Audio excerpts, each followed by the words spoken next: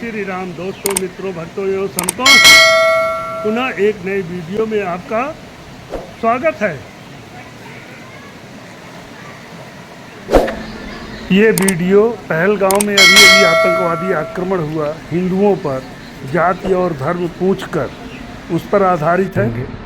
और मेरे वीडियो का सब्जेक्ट ये नहीं है कि मैं कहाँ जा रहा हूँ और क्या कर रहा हूँ, ट्रेन से जा रहा हूँ कि बस से जा रहा हूँ कि हवाई जहाज़ से जा रहा हूँ, ये दिखाना नहीं। अभी मैं यात्रा किया था, गोवा गया, उसके बाद किष्किंधा गया, लेकिन वो व्यक्तिगत कोई कार्य था, व्यक्तिगत कार्यवश गया था।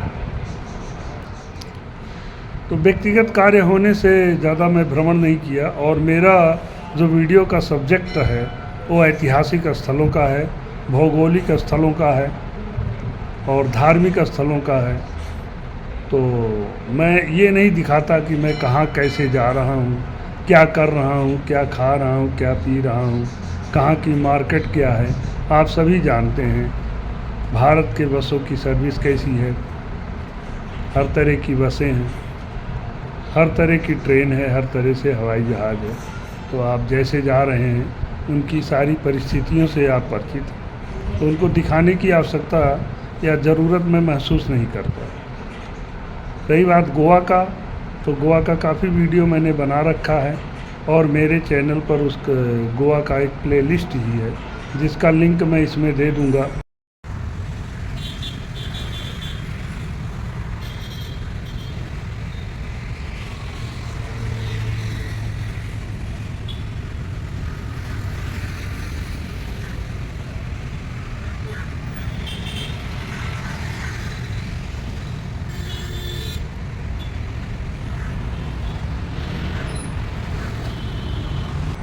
और रही बात किष्किंधा की, तो किष्किंधा के भी सारे वीडियो मैंने बना रखे हैं। और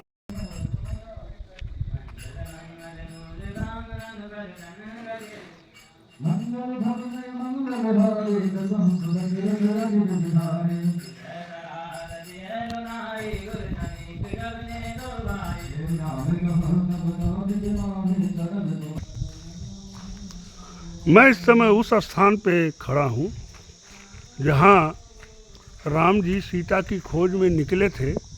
तो किष्किंधा में 4 महीना इसी स्थान पे रुके थे।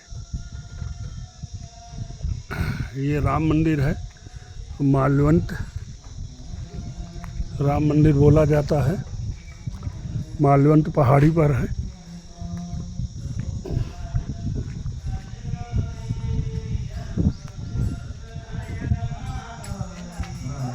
आज मैं गोवा से यहाँ आया, वो आप देखिए मंदिर अंदर बहुत बना है। मैं पूरा वीडियो इसका मैं बहुत पहले बना के अपलोड किया हूँ। अंदर राम जी का भी जो एक पत्थर काट के बनाया गया है। और ये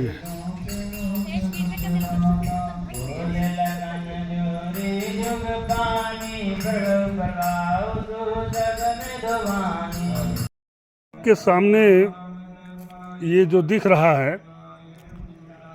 ये राम जी जब 4 महीने के लिए इस पहाड़ी पे थे, ये है उनका मंदिर बना हुआ।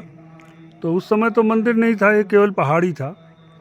इसे कृष्ण देव राय द्वितीय ने 16वीं शताब्दी में बनाया। तो बरसात के लिए, बरसात का मौसम था, अपने पानी उपयोग के लिए उन्होंने बाढ़ से इसको गड्ढा किया था, इसको पहाड़ को तोड़ा था। तो इधर ऊपर से आप देख रहे हैं, इस साइड से बरसात का पानी बह के आता था और यहाँ जो है स्टोर होता था। और उस समय लेवल, ये नीचे जो पत्थर दिख रहा है, इस लेवल पे फर्श थी। ये तो जब मंदिर बनाया गया तो मिट्टी भर के इसको लेवल किया गया, नहीं तो एक पहाड़ी है पथरीली और जिसका ढलान था। तो उस समय कोई यहाँ अपना झोपड़ी या कॉटेज कोई बनाया होगा 4 महीने के लिए। राम जी, तो यहाँ पानी प्रयोग करते थे। और अभी आपको दिखाता हूँ कि इससे ऊपर ये जो वर्तमान में दीवार देख रहे हो, इसके उस साइड में लक्ष्मण जी ने बाण से पत्थर को तोड़ा था, जहाँ बरसात का पानी इकट्ठा होता था। तो वहाँ से सीधा बह के पानी आता था और यहाँ इसमें स्टोर होता था।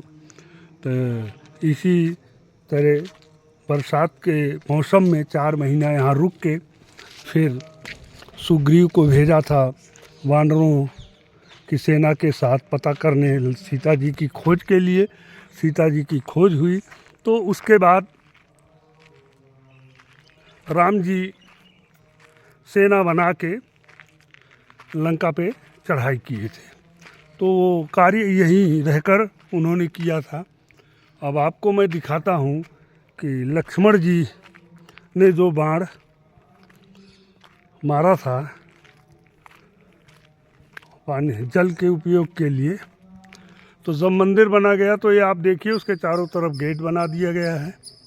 ये सत्संग हॉल है और ये पूर्वी गेट है और उस साइड में उत्तरी गेट। ये है मंदिर जो इस पहाड़ी को काट के अंदर कमरा बनाया गया है और उसमें राम लक्ष्मण की मूर्ति स्थापित की गई है। और ये लक्ष्मी नारायण मंदिर है जो आप देख रहे हैं। ये कृष्ण 16वीं शताब्दी में कृष्णदेवराय द्वितीय ने इसका निर्माण किया था। और अब आप देखिए इसके ऊपर ये आप देख रहे हैं, यहाँ मिट्टी नहीं पड़ी है, लेकिन सनसेट देखने आते हैं। पहाड़ी में छिपता है सूर्य और ये लक्ष्मण जी ने बाण से पहाड़ को फाड़ दिया था और इसमें जल रुकता था। इसको मैं उस साइड से आपको दिखा रहा हूँ।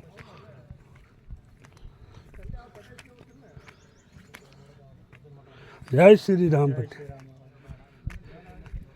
ये आप देखिए यहाँ से पत्थर फटा हुआ है और ये तो बरसात का मौसम था, बरसात होती रहती थी, पत्थरों के बीच जल इकट्ठा रहता था और इसी का 4 महीने राम लक्ष्मण ने प्रयोग किया था।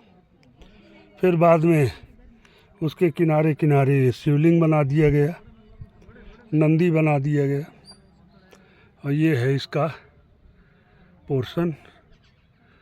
ये आप देखिए, ये अभी यहाँ बहुत से लोग आएंगे सनसेट देखने और ठंडी में तो फॉरेनर बहुत आते हैं। क्योंकि गर्म वातावरण है इसलिए वो लोग वापस चले गए हैं। और हम्पी किष्किंधा नाम से मेरे चैनल पर प्लेलिस्ट है, डिस्क्रिप्शन में उसका भी लिंक मैं दे दूंगा, आप देख लेंगे। मैं यहाँ बस इतना कहना चाहता हूँ कि इसके पहले एक राजनीतिक स्टेटमेंट आया था योगी जी का कि बटोगे तो कटोगे, एक रहोगे संगठित रहोगे तो नेक रहोगे, यानी अच्छे रहोगे। अभी आप देख रहे हैं कि बंगाल में हिंदुओं पे आक्रमण हो रहा है। पिछले साल कर्नाटक में हुआ था, केरल में हुआ था और कश्मीर से हिंदुओं का तो पूरी तरह पलायन कर ही दिया गया।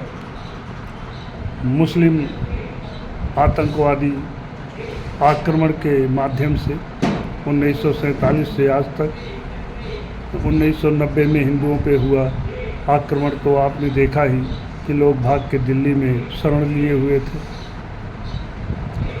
तो मेरे कहने का मतलब, आतंकवादी आक्रमण, मुस्लिम आतंकवादी आक्रमण आपके तरफ, आपके ऊपर पूरे देश में चारों तरफ से हो रहा है। आपकी ही ज़मीन लेके पाकिस्तान देश बना और उस देश को मुस्लिम देश घोषित कर दिया। उस समय वहाँ 25% हिंदू थे 1947 में और आज वहाँ 2%। यही बात पूर्वी बंगाल को काट के जब बांग्लादेश बना 1971 में, तो वहाँ भी 20-25% लगभग हिंदू थे। आज वहाँ भी 2-3% हिंदू बचे हैं। कहाँ लगातार मुसलमानों द्वारा आपके ऊपर आक्रमण हो रहा है और आप पराजित हो रहे हैं। ये इसका परिणाम है कि आपकी ज़मीन लेके उन्होंने 2 मुस्लिम देश बना लिए। तो इसलिए आपको एक होने की आवश्यकता है, और नहीं होगे। अभी अभी आप देखो, कुछ यहाँ राजनीतिक पार्टियाँ भी हिंदू को जात में डिवाइड करके मुस्लिम को समर्थन बढ़ा रही हैं। सपा ने क्या स्थिति खड़ी कर दी थी उत्तर प्रदेश में, जिससे योगी सुधार कर रहे हैं। और सपा, यूपी के यादव समझते हैं सपा उनकी पार्टी है, तो मैं आपको बता दूं कि सपा के निर्देश में जो मुस्लिम शक्तिशाली बनाए गए, उनके द्वारा यादवों पे भी आक्रमण हुआ है। कैराना में एक भी यादव नहीं बचे हैं। तो अगर आप ऐसा सोचते हो कि ये आपको बख्श देंगे, तो नहीं। अभी पहलगांव में हुआ दो दिन पहले घटना। अब मैं देख रहा हूँ कि अभी कुंभ में हमारा साधु समाज बड़ी तलवारें भाज रहा था। एक एक टेंट, एक एक खाल से 1 करोड़ से लेके 10 करोड़ तक लगे हुए थे। वो 1 करोड़ से 10 करोड़ तक के जो टेंट लगे थे महंत मंडलेश्वरों के, उसका पैसा हिंदू समाज ने दिया था। इनकी कोई फैक्ट्री नहीं चल रही है, न कोई बिजनेस कर रहे हैं, न कोई सर्विस कर रहे हैं, न कोई एग्रीकल्चर कर रहे हैं कि उसकी इनकम से वो इतने बड़े बड़े टेंट लगा के एसी में रह रहे थे। 25-25, 30-30 लाख की गाड़ियों से चल रहे थे। ये सारा पैसा हिंदू समाज द्वारा दान किया हुआ है। अब पहलगांव में, बंगाल में हिंदू पे आक्रमण हुआ,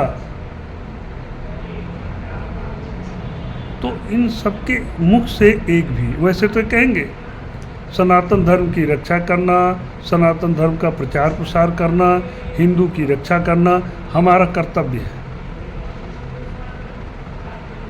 लेकिन करते हुए कहीं नज़र नहीं आते।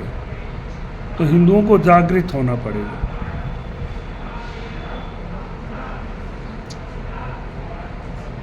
अगर आप इनको गुरु बनाते हो, तो गुरु का अर्थ है जो आत्मज्ञान करा दे। गु माने अंधकार, रू माने प्रकाश। प्रकाश का अर्थ होता है ज्ञान, ज्ञान का अर्थ होता है आत्मज्ञान। जो आत्मज्ञान करा दे वही गुरु है। आप सब लोग गुरु बनाए हो, गुरु बनाए हो, गुरु बनाए। आपको आत्मज्ञान होगा? आत्मज्ञान होता है, आत्मज्ञान का तात्पर्य है, अनुभूति है, मतलब है कि इच्छा मुक्त अवस्था। जब आप में किसी प्रकार की कोई इच्छा न पैदा हो, लौकिक, भौतिक, आध्यात्मिक, कुछ भी, उसको कहते हैं आत्मज्ञान, यानी पूर्णत्व को प्राप्त करना। जब आदमी पूर्ण होता है तो उसे कोई इच्छा नहीं होती।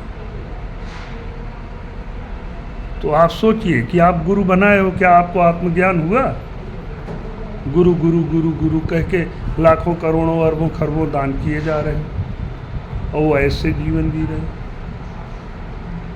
वो कहते हैं सनातन धर्म का प्रचार प्रसार करना हमारा कर्तव्य है। कश्मीर में हिंदू खत्म हो गए, सनातन धर्म को मानने वाले खत्म हो गए। पहलगांव में घटना घटी, एक के मुख से कुछ नहीं निकल रहा है। ये केवल आपके धन को ठग रहे हैं। आप इसको भी जरा विचार करिए कि आपका धन उचित स्थान पे जा रहा है दान के माध्यम से, या अनुचित स्थान पे। व्यक्ति जो कह रहा है वो कर रहा है कि नहीं।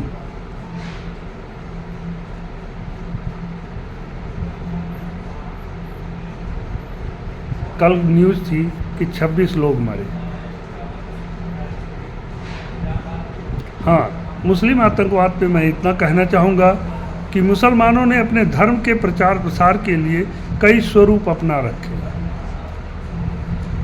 उनकी भारत में हर जगह पकड़ है, तो उसमें एक स्वरूप आतंकवाद का, हिंसात्मक स्वरूप, जो दूसरे धर्म के लोगों को पर हिंसात्मक कार्यवाही करता है और मौखिक रूप से समस्त मुसलमानों को उनको समर्थन प्राप्त है। अभी आप देखो, एक भी पहलगांव के मुस्लिम आतंकवाद द्वारा हिंदू को जान से मारने का जो आक्रमण हुआ है, उसका कोई भी मुसलमान खंडन नहीं कर रहा। अभी एक मुसलमान मरा होता तो टीवी पे बहस छिड़ जाती।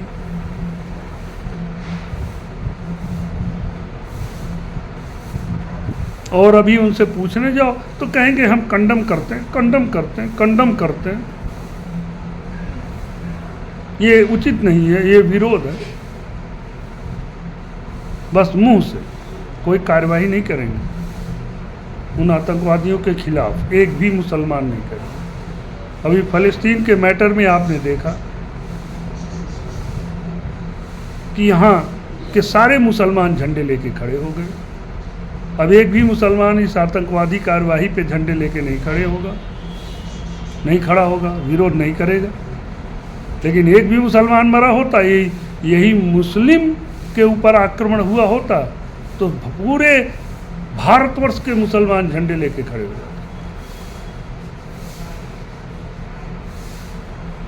तो हिंदुओं जागो, और जिनको शांतिप्रिय मुसलमान कहते हो वो भी शांतिप्रिय है नहीं,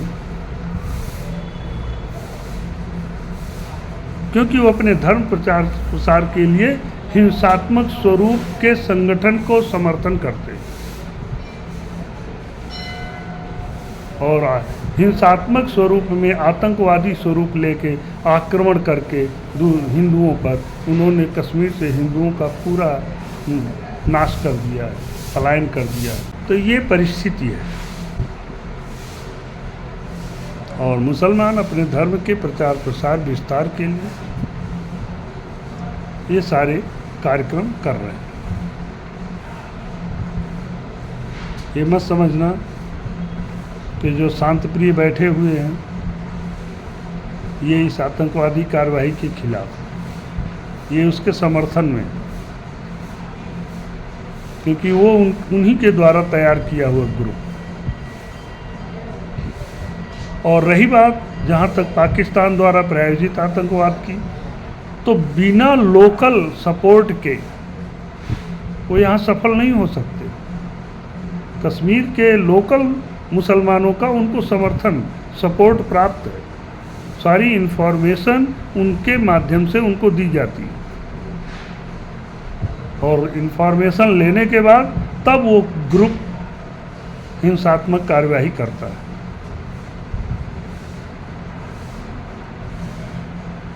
और बाद में उनको छिपा भी लेते हैं ये लोकल मुसलमान। इसका प्रमाण है, मैं प्रमाण दे रहा हूँ। पत्थरबाजी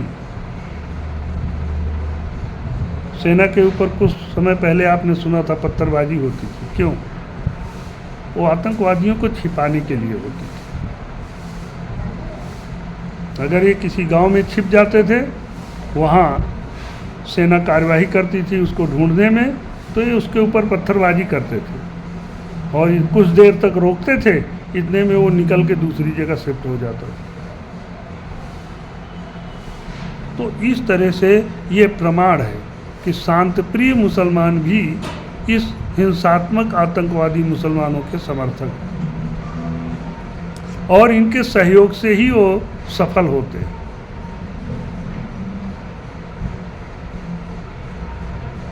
तो ये मत मानना कि यहाँ के लोकल मुसलमान